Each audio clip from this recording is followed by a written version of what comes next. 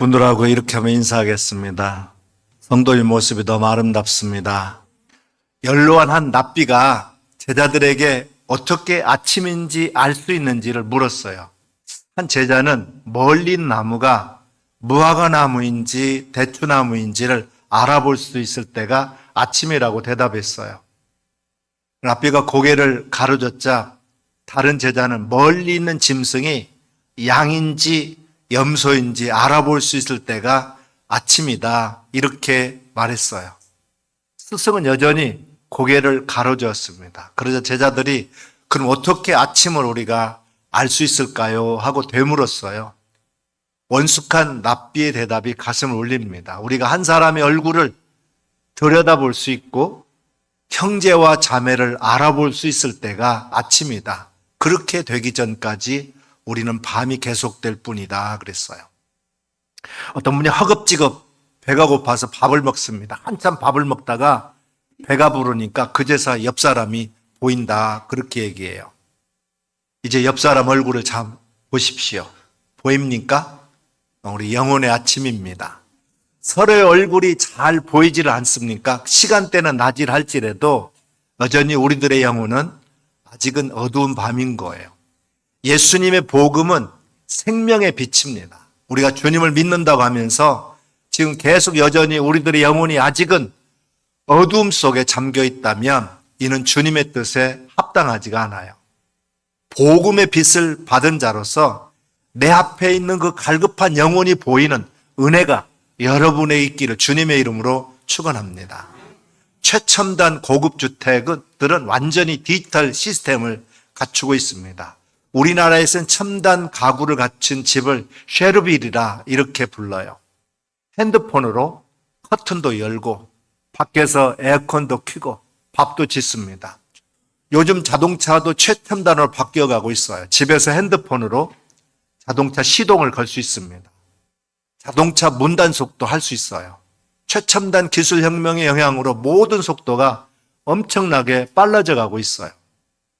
집에서 앉아서 은행 일도 보고 KTX도 예약하고 집에서 세계 모든 나라의 여행사의 예약도 할 수도 있고 물건도 살 수 있어요.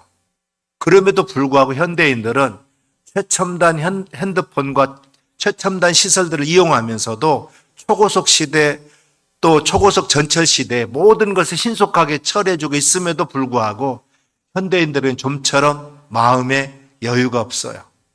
현대인들은 테크놀로지를 활용하는 정도를 넘어서 테크놀로지에 취해 있음을 경고하고 있습니다. 그래서 하이테크는 하이터치로 정화되어야 된다, 그런 말을 해요. 하이터치라는 말이 뭘까요? 그건 어린 자녀들과 함께 장난을 치는 기쁨, 석양을 바라보면서 조용히 마시는 차의 향기, 힘없고 가난한 이웃들을 찾아가서 베푸는 정겨운 사랑의 손길, 사랑하는 사람과 모닥불 앞에서 밤을 지새우며 나누는 정감 넘치는 대화, 또 친구와 몸을 부딪히며 땀 흘리는 힘찬 운동, 시원한 바닷바람을 쏘이면서 읽는 시집, 인간을 참으로 인간답게 하는 영혼의 터치가 바로 하이터치입니다. 병원의 의료 시스템이 아무리 고도의 기술로 치료해준다 하더라도 병상 곁에 찾아와 가지고 살포시 손을 잡아주는 이런 하이터치가 필요한 시대다, 이 말이에요. 그렇습니다. 사람에게는 하이테크보다는 하이터치의 사랑이 필요해요. 영혼의 하이터치, 즉 우리 하나님의 본성이 그렇습니다. 그 능력은 기계적이거나 비인격적인 능력이 아니라 사랑의 능력이에요. 치유의 능력, 회복의 능력, 위로와 격려의 능력, 소망의 능력입니다. 사랑하는 여러분, 오늘 우리도 주님의 성전에 나올 때마다 여전히 힘과 능력을 주시는 이 하이터치의 하나님을 만나는 은혜가 여러분에게 있기를 바랍니다. 성전은 우리 하나님의 능력을 공급받는 곳이에요. 영적인 능력의 충전소입니다. 우리가 성전에 나오기만 하면 여전히 힘주시는 하나님을 만날 수 있게 되기를 주님의 이름으로 축원합니다. 우리가 성경에 나오는 하나님의 이름을 잘 해석해 보면 우리 하나님의 깊은 본성을 우리가 새롭게 느낄 수가 있어요. 하나님의 이름 중 하나가 엘샤다이라는 이름이 있어요. 창세기 17장 1절에 보게 되면 99세 된 아브라함에게 하나님이 자신을 이렇게 소개하는 이름이 있습니다.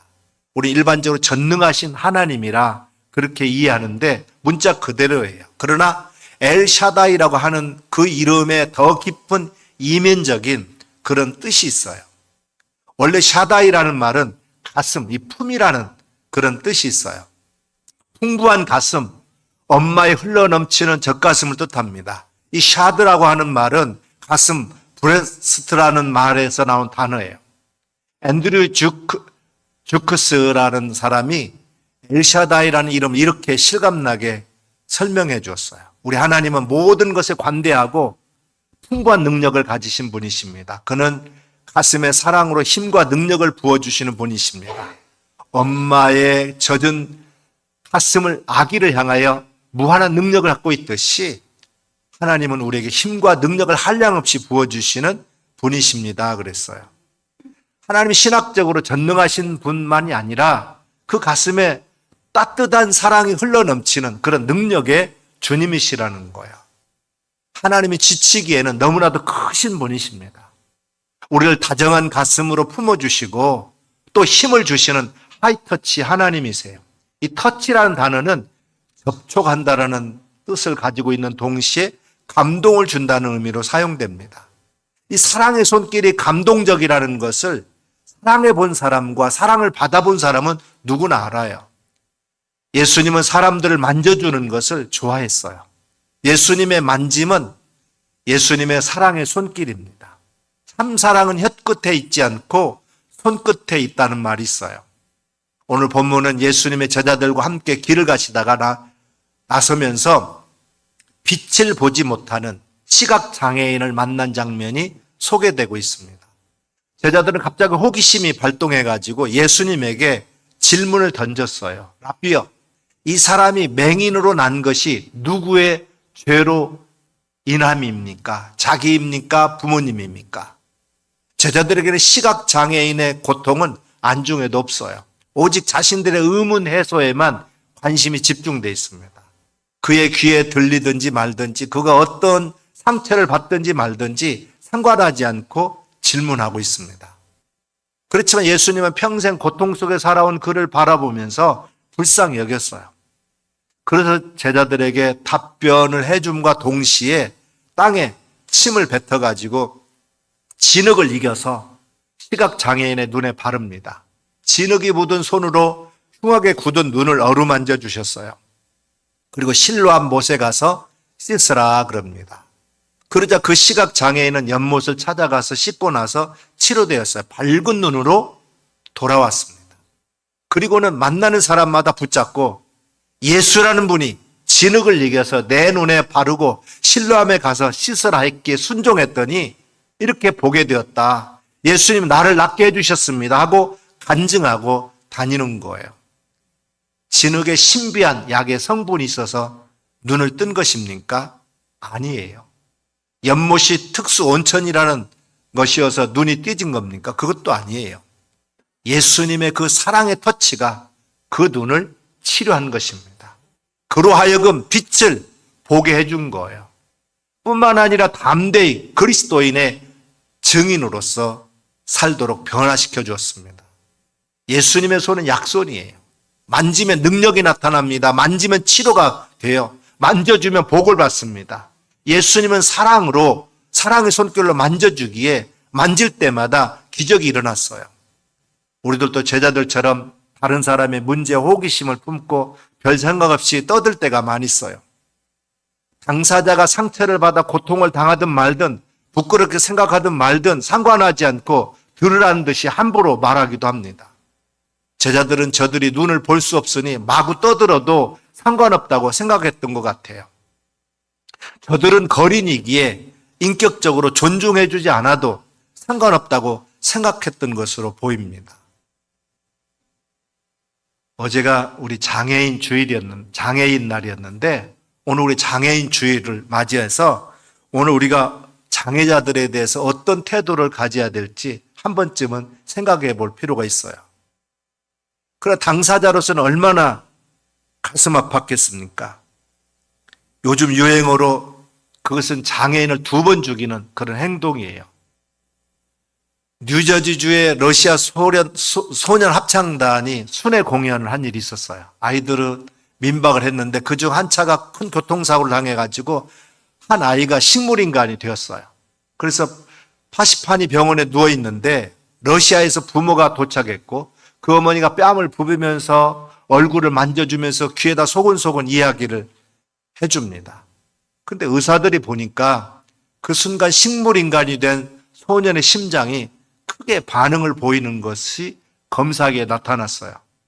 그래서 일간지 더 레코드는 과학적으로는 증명할 수 없으나 사랑의 터치가 일으키는 반응이고 분명히 그 엄마는 식물인간 된 아이와 교통한 거라고 보도했던 거예요. 우리가 누군가를 만진다고 하는 것은 그렇게 어려운 건 아닙니다. 그러나 사랑이 가득한 마음으로 우리가 터치한다는 것은 누구나 할 수 있는 게 아니에요.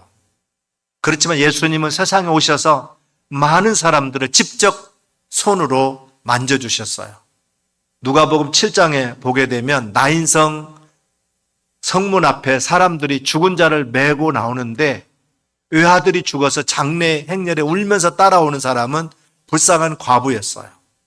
성 안으로 들어가시던 주님께서 과부를 보시고 불쌍히 여겨서 울지 말라 하시면서 죽은 자가 누워있는 관에다가 손을 대십니다. 그리고 청년아 일어나라 말씀할 때 죽었던 자가 일어나서 앉아서 말하기 시작했어요.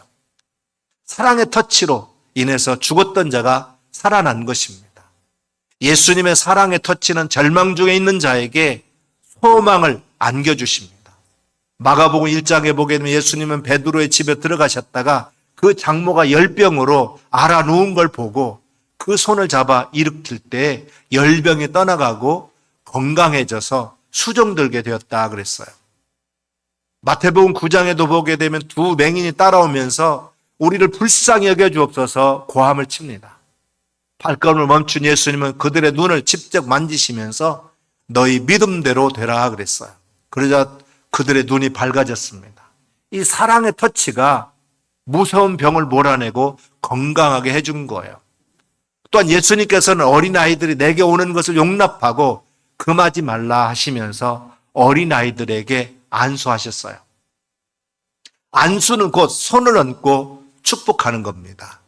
예수님은 사랑의 터치로 어린아이들에게 관심과 용납을 보여주면서 꿈을 심어준 거예요.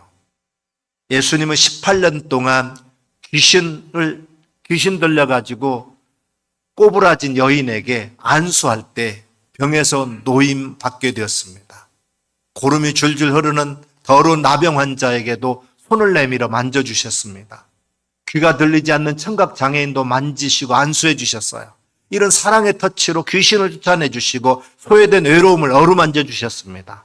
도마와 같이 예수님의 말씀을 믿지 못하고 의심 많은 자에게 부활하신 후에 나타나셔서 못자국 난 손과 창자국 난 옆구리를 보여주면서 만져보고 믿음 없는 자가 되지 말고 믿는 자가 되라 그랬어요. 믿음 없음을 책망하거나 비난하지 아니하시고 믿음을 갖도록 도와주시는 사랑의 터치였던 것입니다.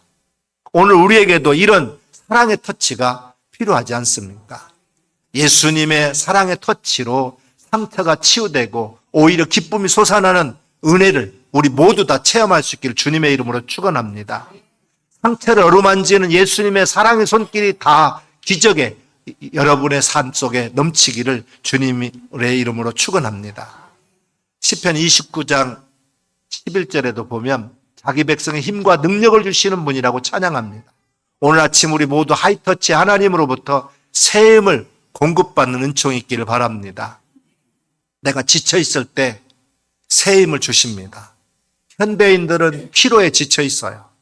학생들은 공부에 지쳐 있고 직장인들은 과중한 업무에 지쳐 있고 사업가들은 힘겨운 경영난에 지쳐 있습니다. 엄마들은 자녀 교육에 지쳐 있어요. 그러게 이사야서 40장 29절에 보면 희망찬 약속을 우리에게 주십니다. 주님은 피곤한 사람에게 힘을 주시며 기운을 잃은 사람에게 기력을 주시는 분이시다 그랬어요. 특별히 성령님은 지쳐있는 자들에게 생기의 영으로 들어오셔서 새 기운을 우리에게 북돋아 주십니다. 오늘 아침 우리 모두에게 여호와의 기운이 넘쳐나시기를 주님의 이름으로 축원합니다. 에스겔 37장의 생기의 영으로 새 기운과 힘을 얻으시기를 다시 한번 주님의 이름으로 축원합니다. 하나님은 새 힘을 주시는 하이터치의 주님이십니다. 내가 고통스러워할 때 또한 새 힘을 주십니다. 우리 중에 어떤 사람들은 고난이나 고통이 너무 큰 분도 계실 겁니다. 질병이 점점 더 심화돼 가고 부부관계가 더 악화돼 갑니다. 자녀들의 탈선이 더 심각해지고 있어요. 건강의 컨디션이 점점 나아지거나 개선되는 것이 아니라 악화돼 가는 사람도 있어요. 사업 현장은 하루하루가 악전고투의 연속입니다. 어떤 사람은 사랑하는 분을 잃어버릴 수도 있을 거예요. 또 어떤 분은 돈 때문에 우정이 깨진 사람도 있을 겁니다. 어떤 분은 재정적인 압박으로 혹독하게 시달리고 계실 수도 있어요.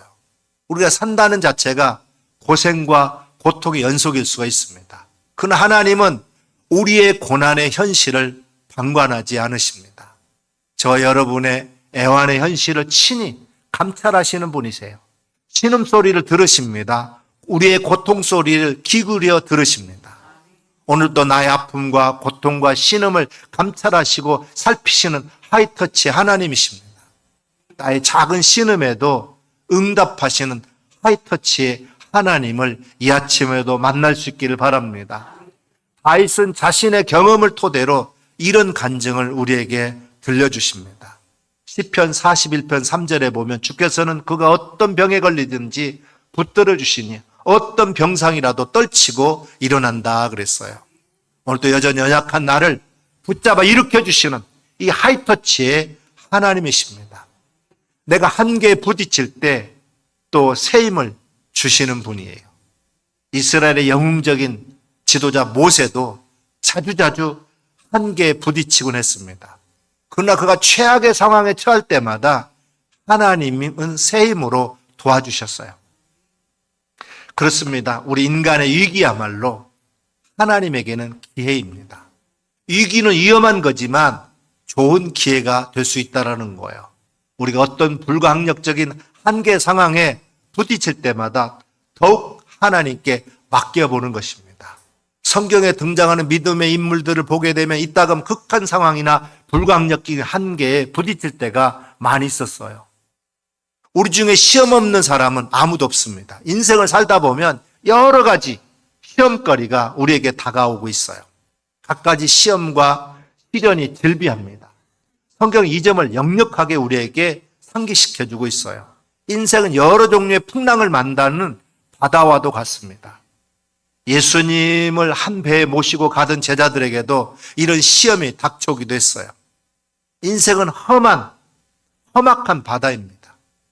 전혀 뜻밖의 시험이 닥쳐오는 거예요. 건강의 시험, 재정적인 시험, 직장 생활의 시험, 인간관계 시험, 결혼 문제의 시험, 부부관계나 고부간의 관계 시험 등 여러 가지 것들이 있어요. 그러나 엘샤다이 하나님은 우리의 당면한 삶의 시험을 다 아시고 친히 도와주시는 분이에요. 이것이 예수님께서 이 땅에 오신 목적 중에 하나이기도 합니다. 히브리서 4장 15절에 예수님은 이렇게 소개해 주고 있어요. 우리의 대제사장은 우리의 연약함을 동정하지 못하시는 분이 아닙니다. 그는 모든 점에서 우리와 마찬가지로 시험을 받아보신 분이었기 때문에 친히 우리를 채울하시는 하이터치의 사랑으로 우리를 도와주시는 분이에요. 엘샤다의 하나님은 풍부한 가슴의 사랑으로 우리를 도우시는 하이터치의 주님이십니다. 우리가 주님의 전에 나오기만 하면 주님은 하이터치의 은혜를 우리에게 항상 베풀어 주십니다. 우리를 만나 주십니다. 멍든 아픈 가슴을 부드럽게 어루만져 주시는 분이에요. 하이터치의 손길로 쓰다마 주시는 분입니다. 히브리서 4장 16절에도 그러므로 우리는 긍휼하심을 받고 때를 따라 돕는 은혜를 얻기 위하여 은혜의 보좌에 담대히 나아갈 것이니라 그랬어요.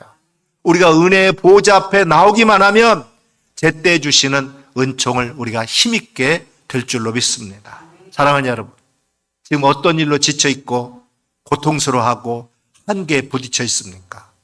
어떤 시험과 시련을 당하고 계십니까? 다른 데 가서 우리가 해결하려고 하지 마세요. 이 세상에서는 해답을 우리가 얻지 못합니다. 주님의 성전으로 나올 수 있기를 바랍니다. 예수님의 십자가 밑에 내려놓으시기를 바랍니다. 교회는 은혜의 충전소입니다. 은혜의 보좌예요. 시은소입니다.